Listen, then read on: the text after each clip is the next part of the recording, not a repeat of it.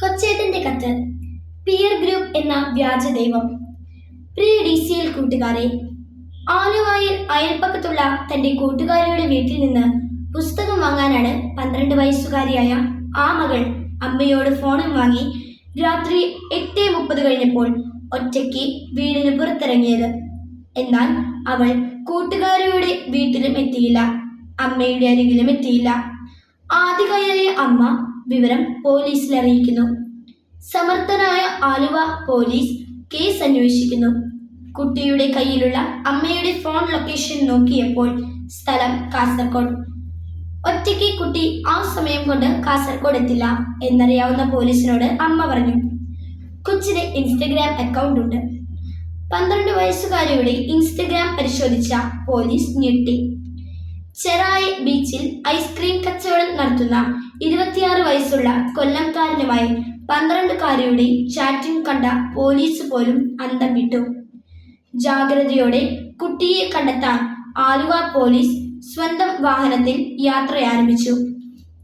ആലുവ, കാസർഗോഡ്, മംഗലാപുരം, ഗോവ വഴി മുംബൈയിലെ ധാരാവിയിൽ, അവിടെ നിന്നും ഡൽഹിയിലേക്ക് പോകും വഴി പൂനെ റെയിൽവേ സ്റ്റേഷനിൽ വെച്ച് കൊച്ചിനെയും ബെസ്റ്റിയെയും പോലീസ് പൊക്കി. കൊച്ചിന്റെ ഇൻസ്റ്റയിലെ ബെസ്റ്റിക്ക് പോസ്കോ കേസിൽ അറസ്റ്റും റിമാൻഡും. ബാലതലമുറയുടെ സുരക്ഷിതത്വത്തെപ്പറ്റി സുബോധത്തോടെ ചിന്തിക്കുന്ന പല വിദേശ രാജ്യങ്ങളും 16 വയസ്സിന് താഴെയുള്ള കുട്ടികൾക്ക് സോഷ്യൽ മീഡിയ നിരോധിച്ചു കഴിഞ്ഞു. Australia, Brazil, UK, Indonesia, Malaysia തുടങ്ങിയ രാജ്യങ്ങൾ 2025 മുതൽ കുട്ടികളുടെ ഓൺലൈൻ ഉപയോഗം, സ്ക്രീൻ ടൈം, സോഷ്യൽ മീഡിയ അക്കൗണ്ടുകൾ എന്നിവ പരിശോധിക്കുകയും നിരോധിക്കുകയും ചെയ്തു കഴിഞ്ഞു. ആ രാജ്യങ്ങളെല്ലാം ബുദ്ധിവികാസം പ്രാപിക്കാത്തവരാണോ? ശാസ്ത്രീയ പുരോഗതിയെ അംഗീകരിക്കാത്തവരാണോ? അല്ല, പുരോഗതിയുടെയും വികസനത്തിന്റെയും ഒന്നാം നിരയിലുള്ള രാജ്യങ്ങളാണ് കുട്ടികൾക്ക് സോഷ്യൽ മീഡിയ നിരോധിച്ചത്. പ്രിയ കൂട്ടുകാരെ, ഈ അടുത്ത കാലത്തെ ചില കൂട്ടുകാരുടെ സ്വഭാവവും പെരുമാറ്റവും മാതാപിതാക്കളെയും മുതിർന്നവരെയും ഏറെ ആകുലചിത്തരാക്കുന്നുണ്ട്. ആരാണ് എൻ്റെ യഥാർത്ഥ കൂട്ടുകാർ എന്ന സത്യം വീട്ടിൽ പറയാത്ത കുട്ടികളുടെ എണ്ണം കൂടുകയാണ്. പല കുട്ടികൾക്കും അവരുടെ പെരുമാറ്റത്തെയും ശീലങ്ങളെയും തീരുമാനങ്ങളെയും സ്വാധീനിക്കുന്നത് അവരുടെ മാതാപിതാക്കളല്ല, മതബോധം പകരുന്ന ധാർമ്മികതയല്ല, പകരം അവരുടെ പിയർ ഗ്രൂപ്പാണ്.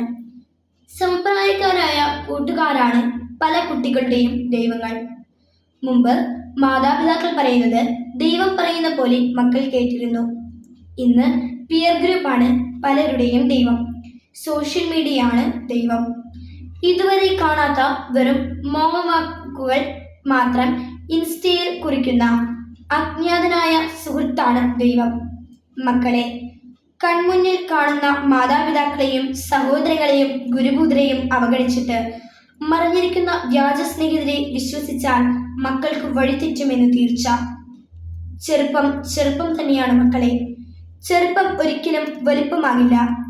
മാതാപിതാക്കൾ നിങ്ങളെ നിങ്ങൾ ആഗ്രഹിക്കുന്ന പോലെ വളർത്തണോ, അതോ നിങ്ങളുടെ നന്മയ്ക്കായി വളർത്തണോ?